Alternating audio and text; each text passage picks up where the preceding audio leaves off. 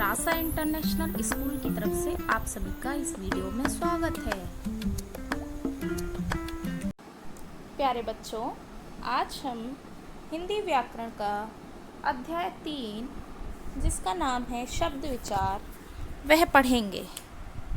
यह पृष्ठ संख्या 13, 14, 15 व 16 पर है।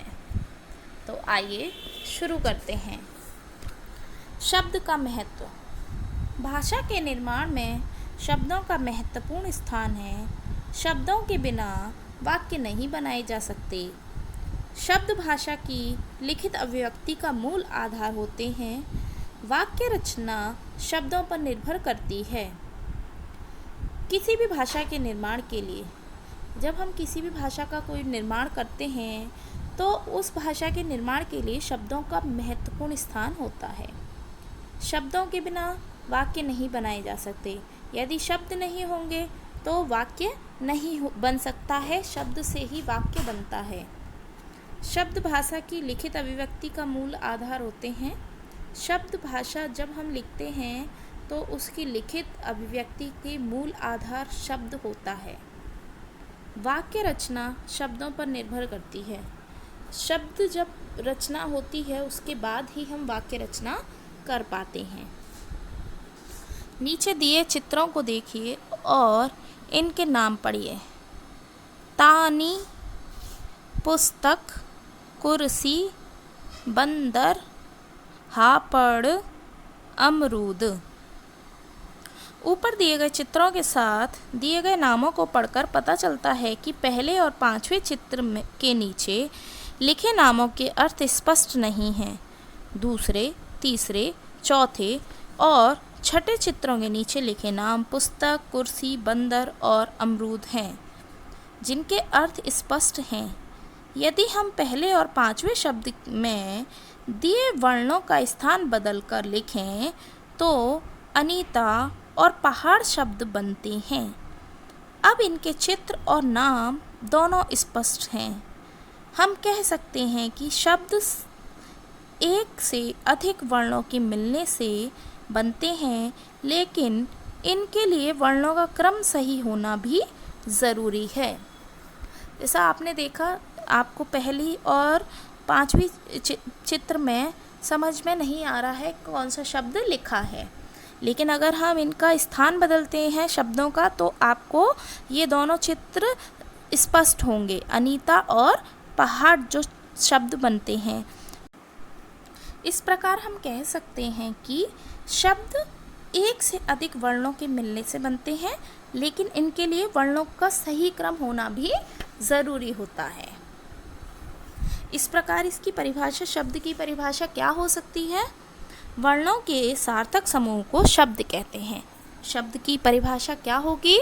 वर्णों के सार्थक समूह को, सार्थक यानी जिसका कोई अर्थ हो, सार्थक समूह को शब्द कहते हैं। जैसे भारत, मुंबई, भगवान, सुंदर, दिनेश, स्वामी, पवित्र, नक्षत्र, आकाश आदि। शब्द और पद। जब कोई शब्द किसी वाक्य में प्रयोग होता है तो वह एक पद बन जाता है। जैसे लड़का खाना खाता है। लड़का एक शब्द है, लेकिन वाक्य में प्रयुक्त होने के कारण लड़का पद बन जाता है। शब्दों का वर्गीकरण। शब्दों का वर्गीकरण किस प्रकार कर सकते हैं हम? हिंदी भाषा में शब्दों का वर्गीकरण 4 आधार पर किया जाता है। अर्थ के आधार पर, बनावट या रचना के आधार पर, उत्पत्ति या स्रोत के आधार पर और प्रयोग के आधार पर। शब्दों का वर्गीकरण कितने आधार पर किया जाता है? शब्दों का वर्गीकरण 4 आधार पर किया जाता है। अर्थ के आधार पर, बनावट या रचना के आधार पर, उत्पत्ति या स्रोत के आधार पर और प्रयोग के आधार पर। सबसे पहले हम चलते हैं अर्थ के आधार पर शब्द का किस प्रकार भेद होते हैं। अर्थ के आधार पर शब्द के 2 भेद होते हैं। अर्थ के आधार पर शब्द के कितने भेद होते हैं? 2 भेद होते हैं, सार्थक शब्द और निरर्थक शब्द। सार्थक शब्द क्या होते हैं? जिन शब्दों का कोई अर्थ होता है उन्हें सार्थक शब्द कहते हैं। जिन शब्द का कोई अर्थ होता है वह सार्थक शब्द कहलाते हैं। जैसे सुंदर, लड़की, अध्यापक, कवयित्री, ये शब्द सार्थक अर्थ दे रहे हैं, अतः ये सार्थक शब्द हैं।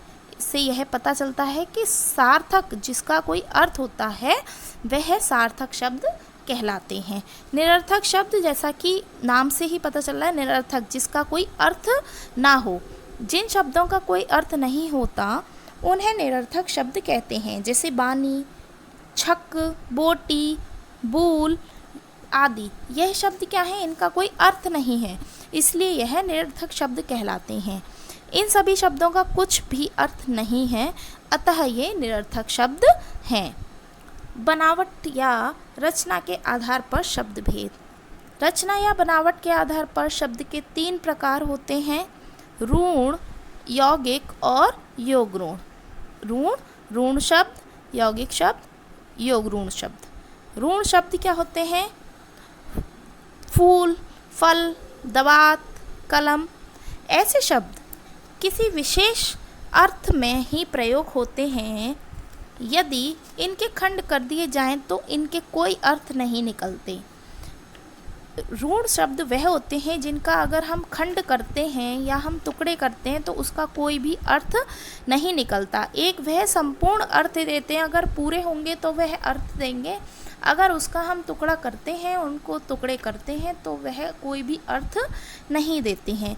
जैसे कि हम फूल शब्द के अगर टुकड़े करते हैं तो फ और ल हो जाएगा, तो इससे कोई हमें अर्थ प्राप्त नहीं हो रहा है, इसीलिए यह ऋण शब्द कहलाते हैं। ऐसे ही फ, ल, द, बा, त, क, ल, म, यदि हम इन सबको अलग अलग लिखते हैं, अलग अलग इनके टुकड़े करते हैं, तो हमें इसका कोई भी अर्थ, इनका कोई भी प्रयोग नहीं हो रहा है, इसीलिए ऐसे शब्द ऋण शब्द कहलाते हैं। यौगिक शब्द हिमालय, विद्यालय, विद्यार्थी, ये शब्द दो शब्दों के मेल से बने हैं। इनमें प्रत्येक शब्द का अपना अर्थ होता है, अतः ये यौगिक शब्द कहलाते हैं, क्योंकि ये 2 शब्दों के मेल से बने हैं, 2 शब्दों के मेल से बने हैं, और इनमें प्रत्येक दोनों जो 2 शब्द मिलाकर बने हैं उन दोनों का अपना अपना अर्थ है, इसीलिए यह यौगिक शब्द कहलाते हैं। जैसे हिमालय, हिमालय जो है वो हिम प्लस आलय मिलाकर बना है हिमालय, तो इसमें हिम का अपना अलग अर्थ है और आलय का अपना अलग अर्थ है, इसीलिए इन्हें यौगिक शब्द कहते हैं। ऐसे ही विद्यालय, विद्या प्लस आलय, विद्यार्थी, विद्या प्लस अर्थी, इन दोनों का अलग अलग अर्थ है। योग ऋण शब्द, योग ऋण शब्द जो होते हैं जैसे दशानन, चारपाई। दशानन शब्द 2 शब्दों के योग से बना है, दश प्लस आनन, किंतु यह विशेष अर्थ रावण को व्यक्त करने से ऋण हो गया है। इसी प्रकार चारपाई भी 2 शब्दों के योग से बना है, किंतु यह खटिया के अर्थ को व्यक्त करने से ऋण हो गया है, अतः ऐसे शब्द योग ऋण शब्द कहलाते हैं। उत्पत्ति या स्रोत के आधार पर शब्द भेद। उत्पत्ति या स्रोत के आधार पर शब्दों के 4 भेद होते हैं: तत्सम शब्द, तद्भव शब्द, देशज शब्द, विदेशी शब्द। तत्सम शब्द संस्कृत के जो शब्द हिंदी में अपने मूल रूप में प्रयुक्त होते हैं उन्हें तत्सम शब्द कहते हैं। जैसे घृत, तृण, सूर्य, जल, वायु, सर्प। यह तत्सम शब्द क्या होते हैं? संस्कृत के जो शब्द हिंदी में अपने मूल रूप में प्रयोग होते हैं वह तत्सम शब्द कहलाते हैं। जैसे धृत, तृण, सूर्य, जल, वायु, सर्प आदि।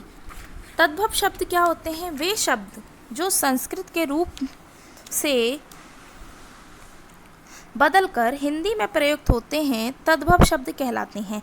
वे शब्द जो संस्कृत से रूप बदलकर, संस्कृत के होते हैं लेकिन रूप बदल जाता है उनका और वह हिंदी में प्रयोग हो जाते हैं, वह तद्भव शब्द कहलाते हैं। जैसे घी संस्कृत के घृत शब्द से बना है, आग संस्कृत के अग्नि शब्द से बना है, दूध संस्कृत के दुग्ध शब्द से बना है, गाय संस्कृत के गौ शब्द से बना है। यहाँ पर कुछ तत्सम और तद्भव शब्द दिए गए हैं, आइए एक बार उनको पढ़ते हैं और समझते हैं।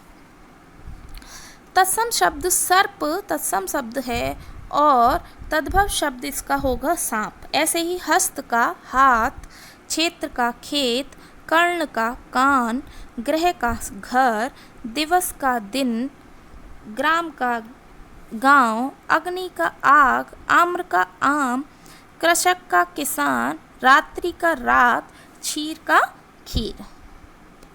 देशज शब्द, जो शब्द क्षेत्रीय प्रभाव के कारण हिंदी में प्रयुक्त होते हैं उन्हें देशज शब्द कहते हैं। जो शब्द क्षेत्रीय प्रभाव के कारण, जो क्षेत्र होता है उसके प्रभाव के कारण हिंदी में प्रयुक्त होते हैं वह शब्द देशज शब्द कहलाते हैं, जैसे कि ईंट, रोड़ा, पत्थर, किताब आदि। विदेशी शब्द, या हम इसे बोल सकते हैं विदेशज शब्द। वे शब्द जो दूसरे शब्दों की भाषाओं में आकर हिंदी में मिल गए हैं उन्हें विदेशी शब्द कहते हैं, जैसे station, machine, rail, master, motor, कचहरी आदि। यह शब्द क्या हैं? दूसरी भाषाओं से आकर हिंदी में मिल गए हैं। अब है प्रयोग के आधार पर शब्द भेद। प्रयोग की दृष्टि से शब्दों के दो भेद होते हैं, विकारी शब्द और अविकारी शब्द। विकारी शब्द जिन शब्दों का रूप, लिंग, वचन, काल आदि के अनुसार बदलता रहता है उन्हें विकारी शब्द कहते हैं, जैसे लड़का, लड़की, रात, रातें, मुझे, हमें, अच्छा, अच्छी, काला, काली, चूहा, चूहिया। यह शब्द क्या है? वह शब्दों का रूप लिंग, वचन, कारक के अनुसार बदलता रहता है, वह विकारी शब्द कहलाते हैं। विकारी शब्द के चार भेद होते हैं, संज्ञा, सर्वनाम, विशेषण और क्रिया। अविकारी शब्द, जिन शब्दों पर लिंग, वचन और काल के कारण परिवर्तन नहीं होता उन्हें अविकारी शब्द कहते हैं, जैसे यहाँ, वहाँ, प्रतिदिन, भरपेट, इधर, उधर आदि। अविकारी शब्द के चार भेद होते हैं, क्रिया विशेषण, संबंधबोधक, समुच्चय बोधक और विस्मयादि बोधक। आइए एक बार दोहरा लेते हैं। वर्णों के सार्थक मेल से शब्द बनते हैं। उत्पत्ति के आधार पर शब्द चार प्रकार के होते हैं, तत्सम शब्द, तद्भव शब्द, देशज शब्द, विदेशज शब्द। रचना बनावट के आधार पर शब्द के तीन प्रकार होते हैं, ऋण, यौगिक और योगऋण। अर्थ के आधार पर शब्द के दो प्रकार होते हैं, सार्थक शब्द, निरर्थक शब्द। प्रयोग के आधार पर शब्द के दो भेद होते हैं, या कह सकते हैं दो प्रकार के होते हैं, विकारी और अविकारी। तो आज हमने क्या पढ़ा? आज हमने अध्याय 3 शब्द विचार पढ़ा। तो अब हम नेक्स्ट वीडियो में नेक्स्ट टॉपिक कवर करेंगे। तब तक आप इसका अभ्यास कीजिए। धन्यवाद।